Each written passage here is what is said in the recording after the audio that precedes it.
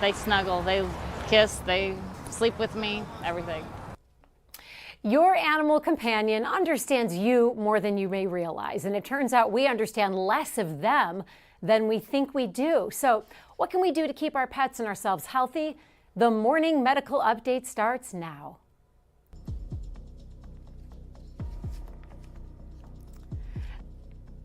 Good morning. It's Tuesday, May 31st. I'm Alexis Delcid in for Jessica Lovell, who's enjoying some much needed time off this week.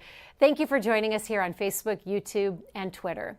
Coming up, we also have a big announcement involving our shows this summer. Jill Chadwick, our news director, will join us with what you need to know. Also, coming up in about 15 minutes, we're going to be joined by Dr. Dana Hawkinson with the latest COVID-19 numbers. But first, who doesn't love a kiss from their dog? We're going to tell you the steps you do need to take to make sure that lick doesn't get you sick. So make sure to get your questions sent in to us on YouTube, Facebook, Twitter, and the Medical News Network. You find the links to those right here on your screen. Letting your dog lick your face, eat from your plate, do you do that? Or eat out of their own dirty dog bowl could be fueling a superbug crisis. That's what a new study out of the UK warns. The study's published in the journal called PLOS. Here's what it reveals. Only 12% of people wash their dog's food bowls with hot water and soap every day. Only 22% say they clean their dog's food bowl once a week. 18% say they wash it every 3 months or less. So how often do you and others in your area, in our area, clean their dog bowls? I know mine isn't once a day with soapy hot water. We hit the streets to find out. I don't wash them every time. I do probably every 4 or 5. I throw them in the dishwasher. We don't have a lot of boundaries. He's one of our children. It's surprising. I mean, I've grown up with dogs my entire life, and I mean, I'd say every couple months when you notice some nasty stuff on it, like I'll wash it out for him, but we've never made that a standard practice, and all of our dogs have lived to be like 15 or 16 years old. That same study we're talking about shows up to 15% of our pets carry a drug-resistant superbug, though. That could transfer to your face when you're snuggling with them or they're licking you or kissing you. That's not good. That's not what any of us want to hear when we love our pets and snuggle with them. So joining us to talk this morning about this study and the ways to keep your pets safe and you safe is veterinarian Dr. Neela Boyer. Dr. Boyer is a veterinarian at K-State, and she focuses on dogs and cats. Good morning, Dr. Boyer. Thank you for joining us. Looks like you might be on mute. Okay, we're going to keep going. So what kinds of superbugs are we talking about? Can you hear me okay? I can hear you now, yes. Wonderful. So, there's lots of things that can be in our pets' mouths. And so that's one of the biggest things. And we know that most of us are probably going to stay healthy from those sorts of things. But if you're immune compromised, if you're an elderly person, if you're a child, those have a greater risk. And so I guess the good news is our commercially prepared diets are very safe. That doesn't mean 100%, but they can be fed very safely. But we should still be changing out those bowls. We should be washing them. I don't think any of us wants to eat off of a dirty plate. So I think we can consider the same thing for our pets. How often do you think we should be washing our dog food bowls, though? I mean, I got to admit, I never thought I needed to wash it with hot soap and water like a regular dish, but should we be doing that, putting it in the dishwasher every day? Well, the studies suggest that we should be doing that. And the reality is most of us probably aren't doing that. So I think it comes down to some of those basic hand washing and hygiene rules that we should all be doing a better job at, especially if we have immune compromise. Feeding raw food has a much, much, much greater risk as well. So that's also should be considered. And why is the raw food a greater risk? Right. So there's been several studies that have looked at that, showing that those types of foods, they often contain bacteria, and those bacteria can be really dangerous ones like salmonella and listeria, E. coli. And those are things that certainly there's been this association in the UK with those superbugs being produced. And some of these animals can shed salmonella for up to 14 days. So that's a risk to all of us from those pets. So when we care for those kinds of animals that are eating those foods, we have to be extra careful. And so that definitely carries greater health concern. Any dog lover has, or cat lover, has gone in for the snuggle, and then they just lick you, and sometimes they get you right in the lips. Is that something that can actually get you that quickly? Should you be instantly run and brush your teeth? I mean, that's happened to all of us. Are we talking about a true risk here of just that quick contact? Well, I think what we're mostly talking about from that evaluation is looking at over time how the bacteria can multiply in those food bowls, especially. So while we know that dogs and cat mouths are not sterile, the risk is especially when we have those food bowls sitting out and accumulating bacteria that are then sitting there and growing in that food bowl for a length of time. And that's going to be the greater risk. Let me ask you this. I remember hearing my whole life when I was growing up, dogs' mouths are cleaner than people's. Dogs' mouths are cleaner than people's. Is that true, or is that just something someone says to you when the dog licks you on the face and you don't like it? Right. I'd say that's an old wives' tale, but that is certainly. So they're not cleaner than people. They're not sterile. Now, I can't say that I know what all bacteria people have in their mouths, but dogs and cats certainly do too. The reality, though, is that most of us, that's not going to be a problem. It's primarily, again, when we're accumulating those bacteria, especially when they're eating foods that are raw diets, because that does pose that greater risk of them shedding those bacteria that have greater human health concern. There is an estimate that superbugs will kill about 10 million people every year by 2050. Does that report concern you as it relates to people and their pets? It certainly does. I think we've gotten so much better in veterinary medicine and human medicine about preserving antimicrobials. So really trying to think about when we actually need those drugs and trying to be very cautious about which ones we pick. And we know that those drugs are not being produced all the time. So we need to be careful to reserve those important ones. And we need to be cautious about trying to protect our family members and our pets from those dangerous infections. When it comes to picking up the dog waste in the backyard, I would imagine that is also a concern if you have kids that play in the yard or kids that walk through it and take it into the house. How does that rank as far as transfer from the animal's face to your face rather than that kind of infection?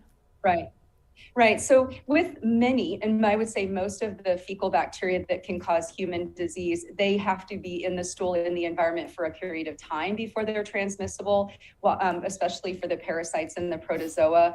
The bacteria, not so much, but that's actually really a greater concern as far as the bacterial infection.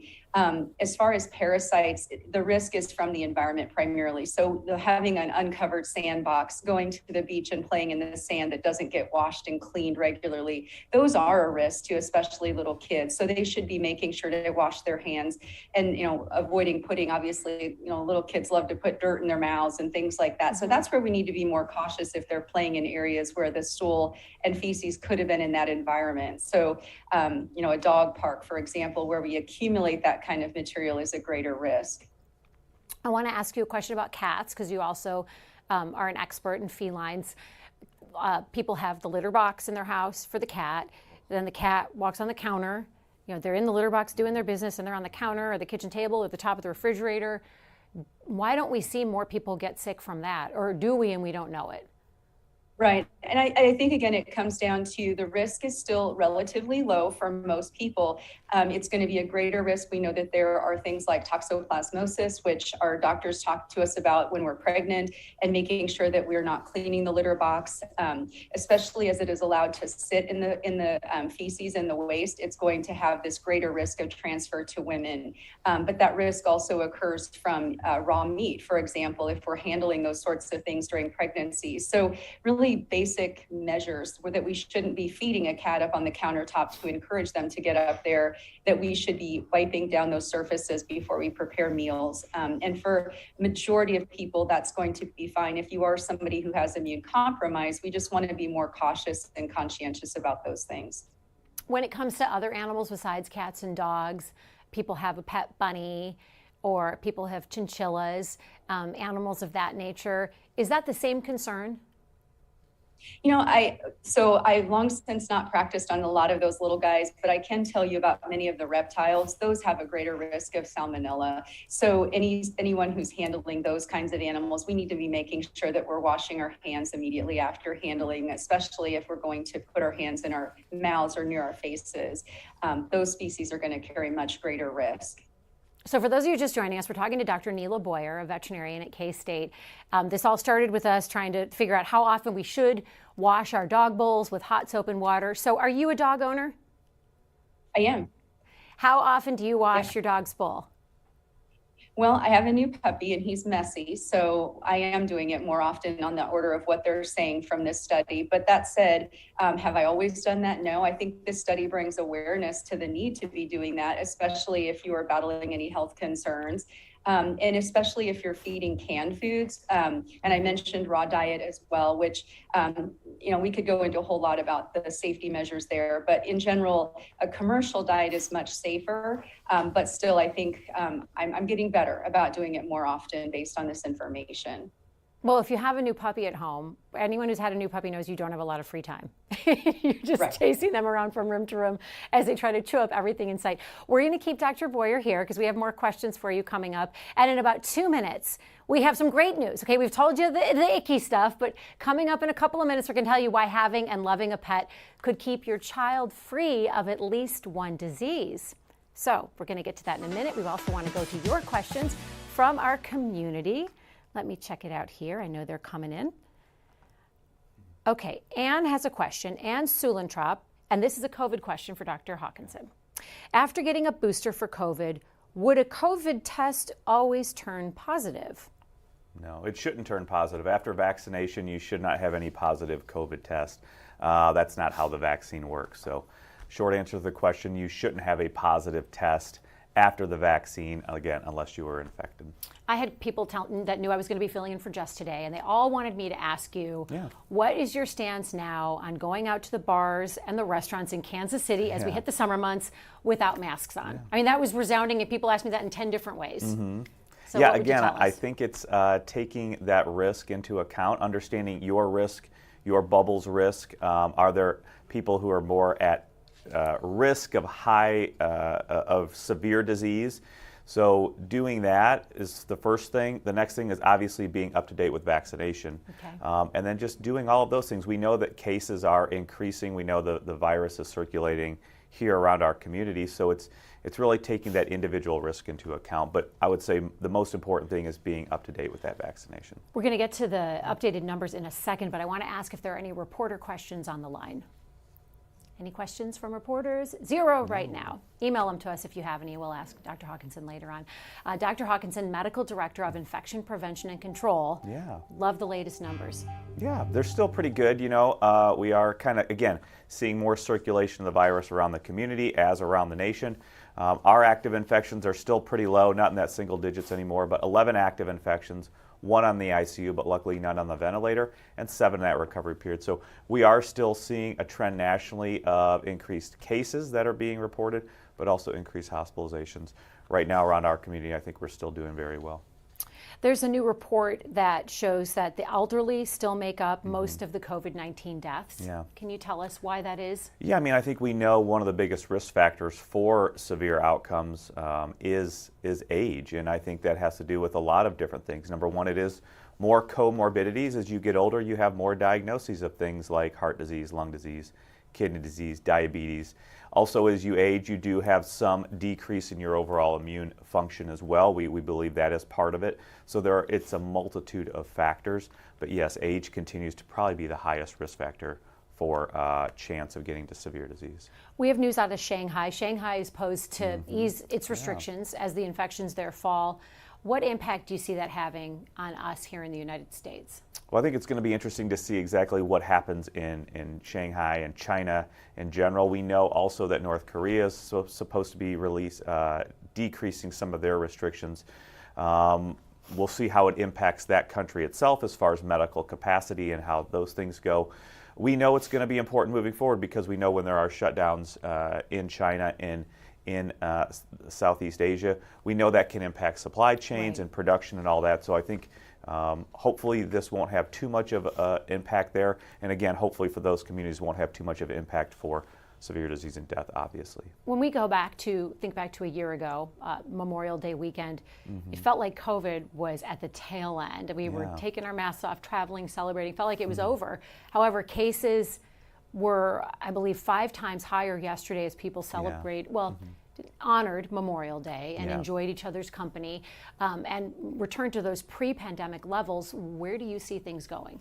Yeah, I mean, I think we are still going to see increased circulation of the virus. What we are all hoping and what we have seen so far, and especially in the other countries with their latest surges, is that we haven't seen the increase in hospitalizations and death to the extent that we did in previous waves, also in the winter with the Delta Omicron wave. What we're really hoping is that that individual immunity people have gained, mostly by vaccination, but also infection and reinfection, is going to help keep people out of the hospital. But also don't forget, we have the early testing and then early Paxlovid as well. Those things will all help reduce your chance of coming to the hospital. That will help reduce the stress on the healthcare capacity, also allowing so that we don't have to go back to rescheduling surgeries and doing those types of things that we've done in the past. So I think it's mostly about individual immunity at this point, and it's that immunity not protecting from infection, but Right. protecting you from severe disease and hospitalization. And the monoclonal antibody in treatment is Yeah. so helpful. Yep. As you know, I had Yeah. COVID in April, and about 2 days in, I qualified for that, and I still felt horrible, but I Yeah. felt better. Yep, and that's felt one better, other markedly thing better. we've historically been able to use, mostly for those people at high risk. Yeah. We still are able to give some of that out, but also understand as we see new variants, those variants can be resistant to those monoclonal antibodies. But luckily, there are other companies out there creating new ones for any possible new variants as well. I want to bring you into our conversation that Yeah. we were having with Dr. Boyer about the risks Yeah. that pets can pose, or having a pet can pose, to catching a superbug from Yeah. having them in your face. What's your experience with this in your specialty? You know, I mean, I think we all know where dogs lick and put their nose, and Right. when you then get a Thank you for kiss that. from that dog, I just think that probably isn't the smartest thing to do. I do see this every day, though, in my practice as well. You know, we have people with especially diabetic foot wounds. So their feet are open, they do have wounds on them. It is not uncommon for those pets at home to be licking those wounds for one reason or another.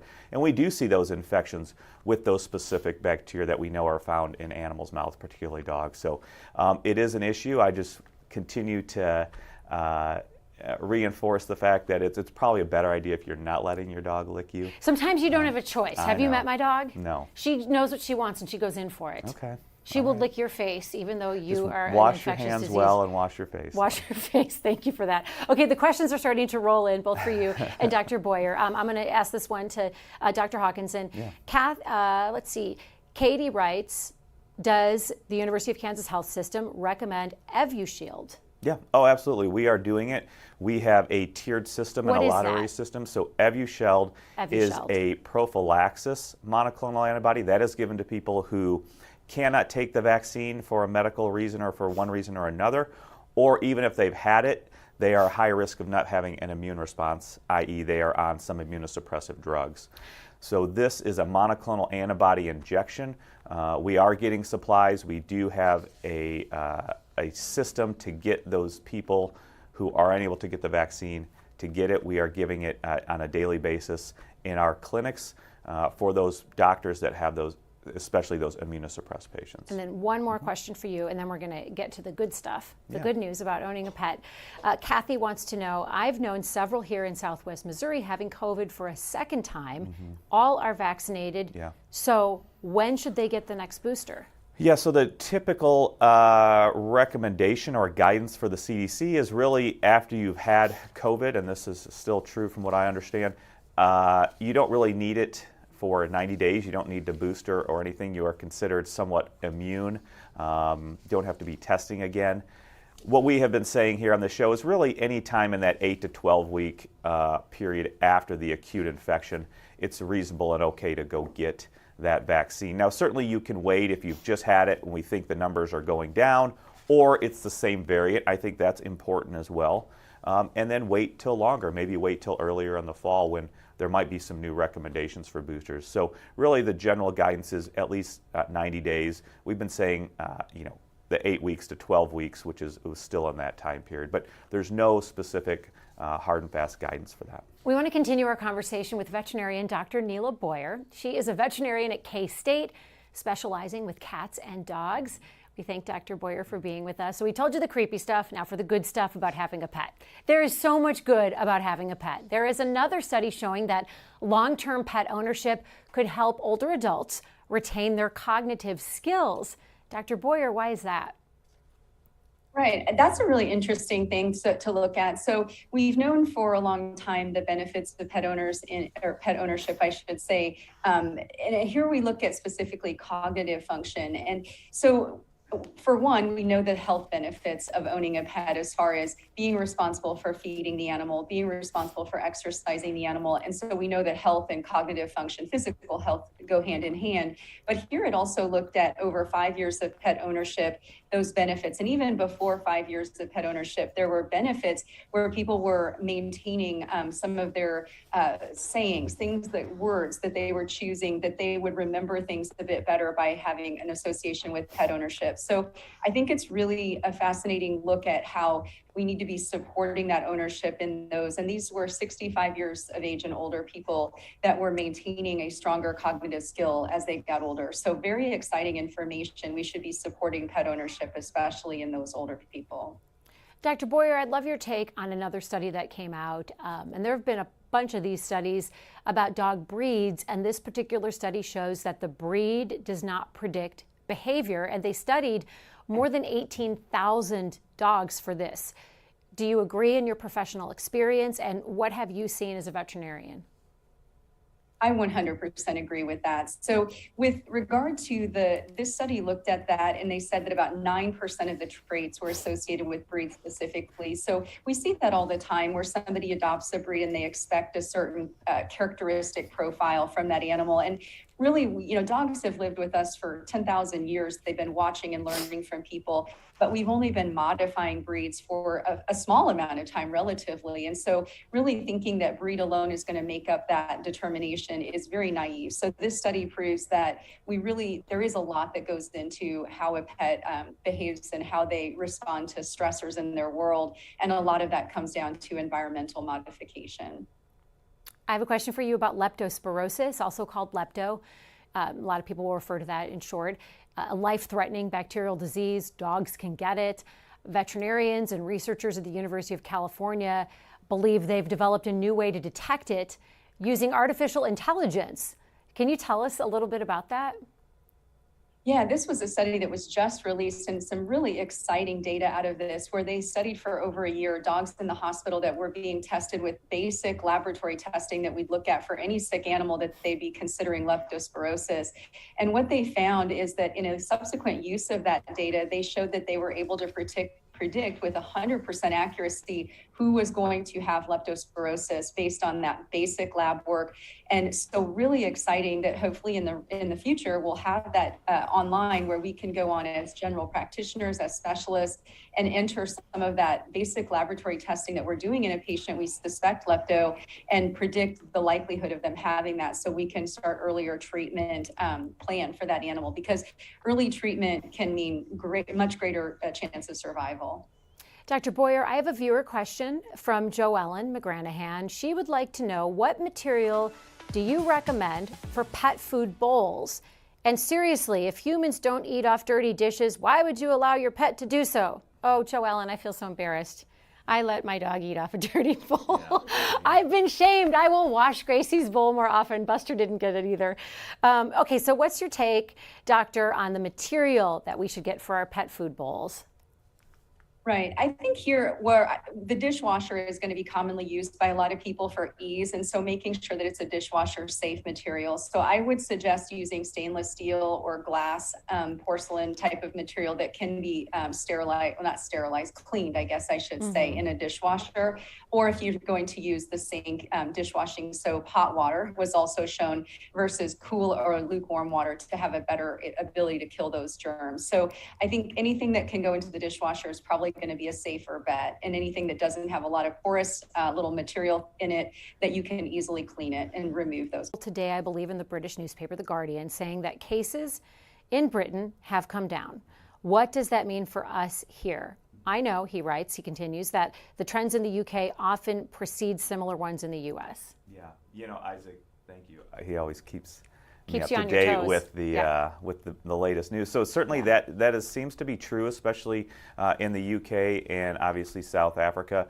We are hoping that trend follows because, just like you said, we know that in previous waves or in previous iterations, we know we have followed suit with some of those other countries, such as the UK and South Africa. So I believe we're hoping for that now. But all throughout this, we are also hoping that those hospitalizations don't reach that large peak that they did. So I think it's all very good news, and it's just one thing to watch out for and continue to hypothesize and believe that will happen.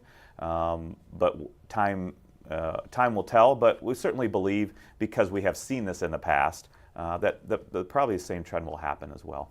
I hope we see the end of this soon. I want to get our final thoughts from our guest. Dr. Boyer, I want to start with you. And again, thank you for taking time to join us. Thank you.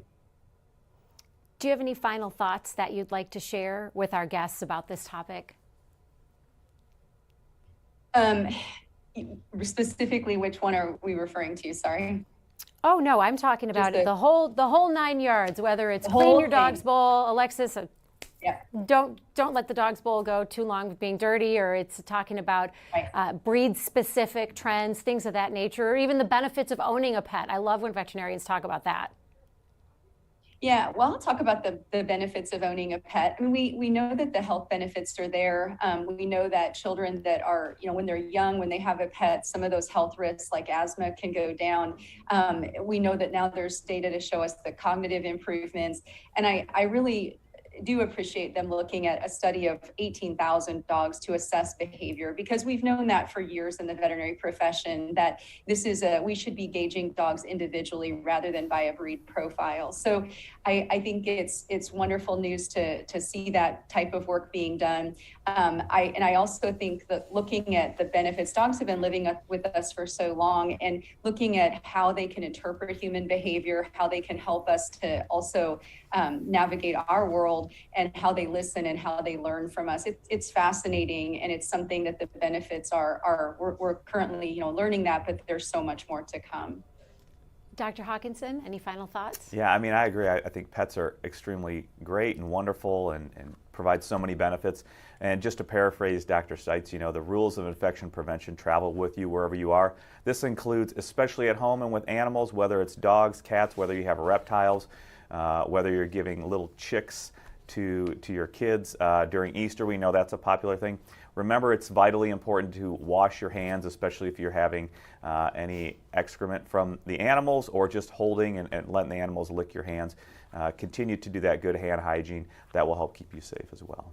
We do have some big headlines this morning, and one that will affect you every day now that the unofficial start of summer is underway. We have changes here at the Morning Medical Update, and for this we go to Jill Chadwick, who is our news director, who's joining us to fill us in on what this means for all our viewers. Yeah, hey, it's so great to hang with the cool kids. I love being on the desk with you. This is thanks. Fun. Yeah, it's fun, and we so appreciate you showing up every day too. Here's what I want to tell you. We are starting tomorrow going to a summer schedule, and it will continue until after Labor Day. What that means is that on Tuesdays and Thursdays going forward, we're going to give you encore presentations of some of our more interesting shows. It'll be fun to watch what you've seen before. It will also be awesome to kind of take a look back and where we were maybe this time a year ago. It'll be kind of sort of fun. Every Monday, Wednesday, Friday, we'll still be here live. And should there be a surge or any reason for us to be live, we'll be here. So what are we going to be doing on Tuesdays and Thursdays if we're not doing this? We are going to be working hard to bring you great content for in the fall. And this is where you can help out. Please write to us either in one of the threads or to the Medical News Network and let me know what health topics do you want to hear from us about. We will get those on the schedule for in the fall and look for great patient stories. We so appreciate you. And it's so great. A lot of people might not realize how open you are, Jill, to getting viewers control what we show. What's important to you, it's important to us. It's all for you guys. Yeah. It is all for you guys. I'm constantly telling them, make sure you give them enough time to answer and ask questions because we know that's what brings you back every day, and we so appreciate it. So appreciate it. Well, thank you for being with us today. This was fun. And remember that you can catch our shows by logging on anytime to Facebook, YouTube, and Twitter. And as we leave you this morning, we would love to share some snaps of our pets here on the media team. Let's just see if you can guess whose dog belongs to who. Take a look.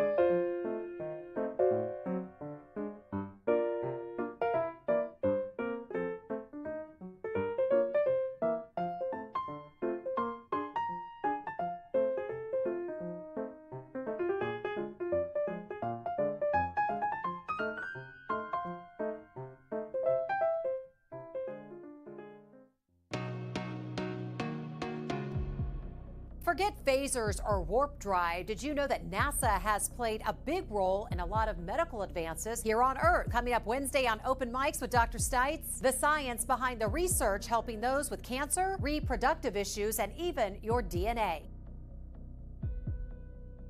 Subscribe to our morning medical update and Open Mics with Dr. Stites podcasts. Now, everywhere podcasts are available.